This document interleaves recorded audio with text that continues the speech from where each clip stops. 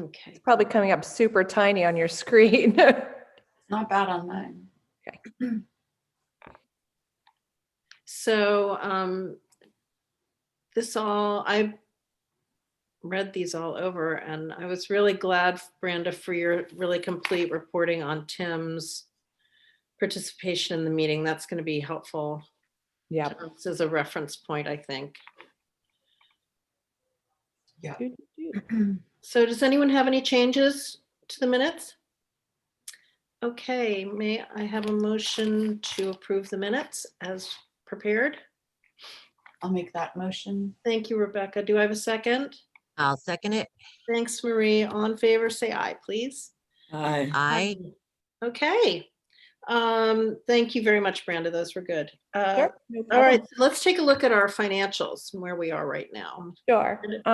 This is the balance sheet as of November 30th. As you know, since our meeting is the second week of December, we always approve the previous month's financials. And again, I'm still working with the auditor. We just finalized HDC and did their filing as of last Friday. So we're moving on to HCDPA this week and next week to make sure everything is done and ready to go. No changes out of the ordinary. Well, I want to show you this. So this is our profit and loss for November. So these are the costs that you had for November, and it was the audit fee. And that office supplies charge for $12.78 was for the new laptop. Management fee is my cost. And we did get our normal payment from Galvan for $152. So that just isn't showing on here. So everything's been going as normal. This is not your normal month-to-month cost because of the audit fee and the purchase of the computer. So Okay. and again, just a reminder, since we split with the agency for, you don't have to pay payroll costs or anything like that, workers' comp, because you're paying me as a contractor instead. So. Can I ask a question about, it's not on, I'm not sure exactly where it shows up on this particular monthly budget, but when the auditor was here and we were talking about, there is that like, there's some kind of really large figure that always shows up that you and the auditor, Brenda, I think are working on like removing somehow. Correct. So let me go back to That's on the P&L, isn't it? Yeah, the regular balance sheet. So remember that we have these fixed assets that are listed here, and those are all of our properties individually. Mm-hmm. And for some reason, there's a duplication right here where it says property, plant, and equipment. So that's another 200 right there. So in previous iterations of the board with the previous auditor had wanted me to divide everything up so you can see what we had in our financials as far as the properties and what their assessed value was.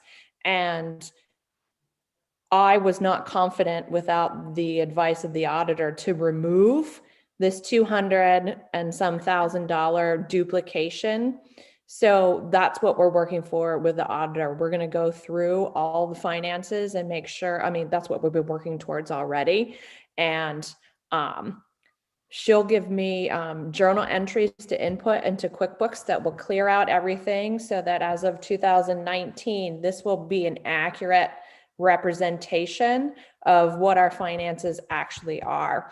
And just so you know, I've been holding off on getting our own version of QuickBooks because I want everything to go into the new version of QuickBooks clean so that there's no issues going forward and that our new auditor is able to do their job as they need to. So so essentially, Brenda, just so that I understand, that 207 represents if we added up the value of each of our properties, it would come to about 207,000. Right. And that's what the auditors have to go back through the historical sort of, when they were put in QuickBooks and, if there needs to be any sort of adjustments and things that go along the way.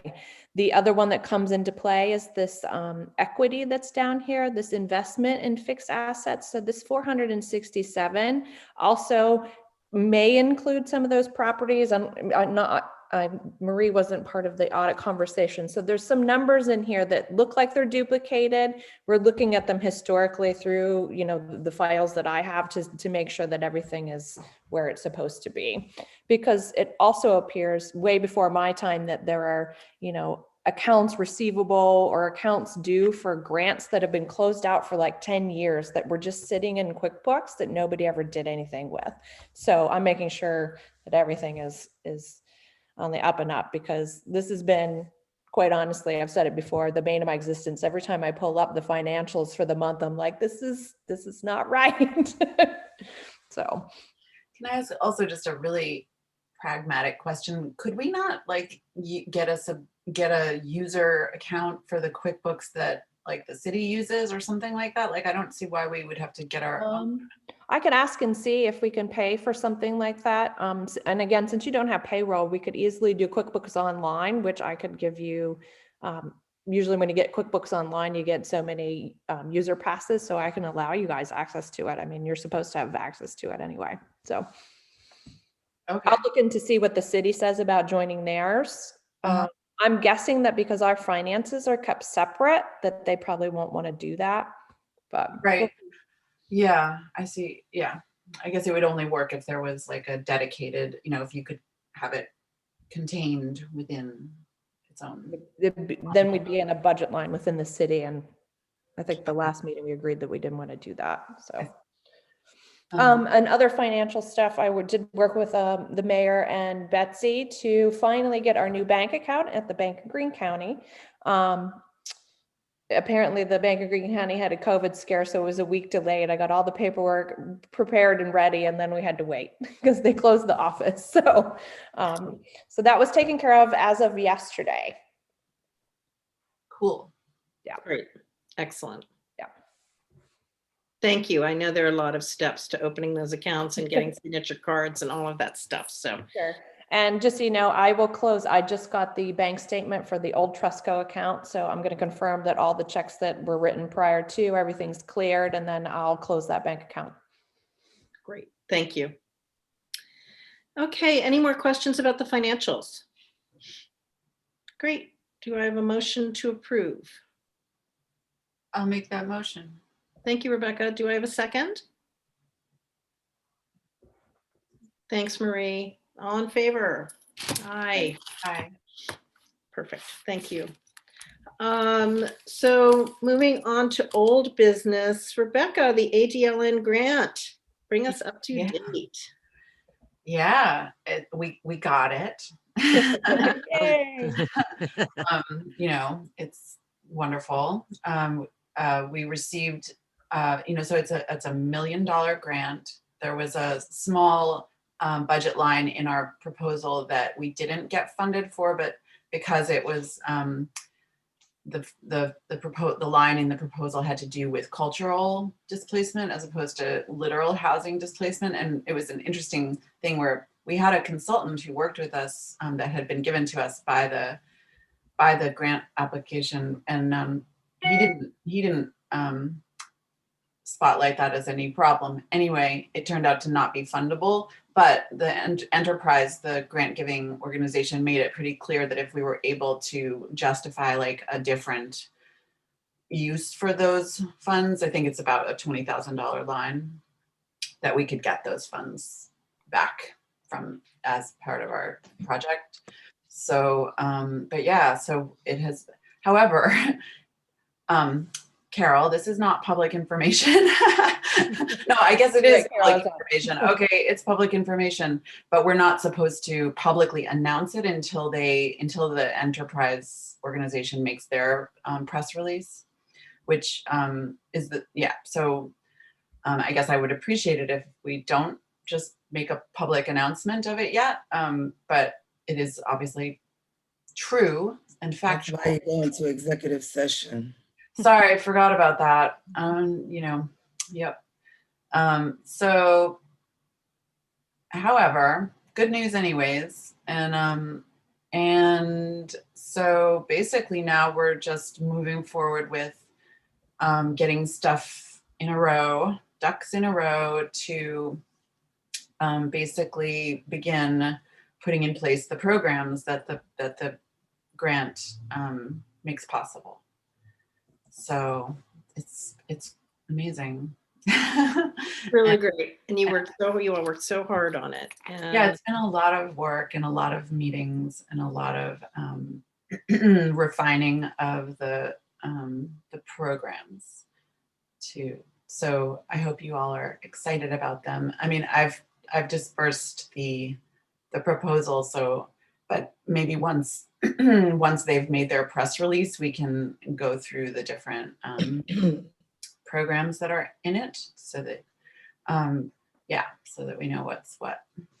that would be very helpful because yeah, there will obviously be a lot of questions about what this means and what the public can expect and the impact on the community generally. So it'll be important for us to be fairly fluent Yeah. in all the aspects of the grant. So that would be wonderful. Whenever it's announced, Rebecca, you'll probably hear before we do. So maybe we want to call a special meeting, just sort of a workshop type session to review the components of the grant so that we can, when we announce it, we understand it too. That would be awesome. Yeah. And it should be, I mean, their announcement should be within the next few days or week. I imagine we had our final meeting to receive the good news about 2 weeks ago, and they said that they would be trying to speed forward with their press release. So. But it's state, and I know from all the press releases I try to get the state to do, it takes forever. So patience It'll be amazing once they release it. it'll be the best press release you've ever seen. Yeah. Well, that's really terrific. And so good work. We'll get back to, there's sort of a component of this with the 238 Columbia Street, but we'll get to that in new business. Can I ask a question? Sorry, can I ask a quick question about this? Was there a decision made about where the coordinator was going to be placed? I know there was some question about who where that budget sits, where the coordinator, I'm not even sure about that name coordinator, because we also have a housing coordinator, but has that been resolved yet, Rebecca? Do you know? Well, so I think that's the thing that we will talk about in detail. Okay. As we go through the whole proposal. But in short, you know, just to reiterate the distinction between the consultant who is being hired by the city to create the affordable housing timeline. Yeah. Which some funding from the grant goes toward that. So that's a like circumscribed, self-contained consultancy. And then there's this position that's going to be created. And so you're asking about where is that position going to be created? And so the preliminary answer is it's initially in the within the mayor's office, essentially. Initially it's going to be a job at the city level. The ultimate hope is that it can be moved into this agency. Okay. That's a concept. Yeah. Okay. Okay. The idea, yeah. So. And Rebecca, I noticed in the chat that Carol asked if she could receive a copy of the press release when it comes out. And then that's when she can make it public. So I'm sure you'll send that along. Yeah. Yes. The answer is yes, Carol. Yeah, for sure. You know, I amended my minutes as I was typing them to make sure that I didn't let the cat out of the bag either. So thanks. I'm sorry I forgot about the executive session. It's you know, I'm a confessional poet. Has anybody ever read my poetry? I'm like, here's what happened to my marriage. Here's what happened. Like, you know. All right, so moving on, Tiffany and Rebecca, you've also been working on the Fair Housing Coordinator. So how's that going? It's going good. It was voted on through the Housing and Transportation Committee. The city attorney is working on a resolution as to where it has been moved to the legal committee for the ins and outs of it. Once that's taken care of this month, then it will be presented to the full council. Fantastic. That's great. Great news. So what is it that's being proposed, just so I have it for my minutes to be clear? Tiffany, So Whoever. the role and position for the housing officer slash commissioner. So that is going to be what, an actual, you're going to try to fill the role? Yeah. Yep. Okay. So it's the Fair Housing Coordinator position, correct? Well, we still, like Tiffany and I are going to be meeting with Jeff, the lawyer, to basically outline, what's the best way to go about making this either like. We're gonna come up with an official title and an official budget and all be taken care of. So please attend the legal committee meeting if you have any other further questions that Jeffrey Baker can answer. Okay. Cool. Thanks. Well, that's great. Progress. I don't, my experience over the years with this board is there's never been a tremendous amount of progress. And it seems No. to me that we're pushing a lot of stuff through the pipeline. So that's very exciting. Yeah. Rebecca, you have a question in the chat. Oh. Yeah, we already talked about that Yeah, one. we did got that. Okay, then on to new business. We do have property, as you all saw in our balance sheet, and Branda had suggested that we might consider selling our property at 238 Columbia in the event that we incurred expenses related to the ADLN grant. And then, so Rebecca had some thoughts on that maybe that's because of her conversations, that might not be necessary because it's not completely a reimbursable situation. We might be able to apply it in a budgetary way for advanced funding. So Rebecca, do you want to talk a little more about that? Yeah, just that when we were in the the process of of basically figuring out whether HCDPA could be the agency that would receive this, that would administer, I had inquired about whether we could whether it was strictly reimbursement or whether we could do advances, and we can do advances. It's not their preferred, or it's not their, they don't express a preference really, but they indicated that it's not as clean to do advance. But in the case of this agency, like we certainly could do advance, and we just have to then, if like the way they described it is just that if we receive advanced funds and don't use them all up, then they are rolled back into our thing, which is fine, obviously. And we just have to be really careful not to spend more than, which we have to be anyways. Like the whole grant is structured with pretty strict guidelines about adhering to the budget that we proposed. So I don't think it should be a problem. I mean, this is something that I like, I run a nonprofit also. I'm a literary publisher, and it's a very tiny little nonprofit, but we have always received grants from the NEA, and so I'm familiar with that process of applying for the advance funds. It's not really a problem. You just have to be able to say what they're for. Yeah, I mean, and that becomes an accounting thing on our end as well. When we have our new QuickBooks, we can set up sub accounts with our bank account that are restricted so that we know exactly how we're drawing down and what the checks are going for, because everything will be categorized. So that should make it pretty simple. So Yeah. And that would include any payroll expenses that we might incur, I'm assuming as well. So if the housing coordinator, no, sorry, wrong. Any sort of ADLN grant administration costs? Yep. We would just include that as a line in our advance request. Okay, perfect. That's what I assumed. Yep. Good. Okay.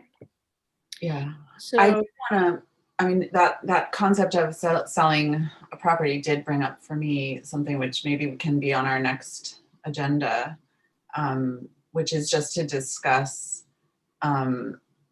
like how we want to determine, what kind of disposition we're about. with these properties? Because I think that is a big question that we need to address. And as you know, in terms of our mission, and what we might wish to, I mean, we've met with various developers and discussed like the idea of potentially packaging, our properties for development. And I think that's something that we probably should seriously consider. Right, and that's why I suggested just doing this 238 Columbia Street, because we had tried to do a sealed bid auction for it before because the assessed value is so low on it.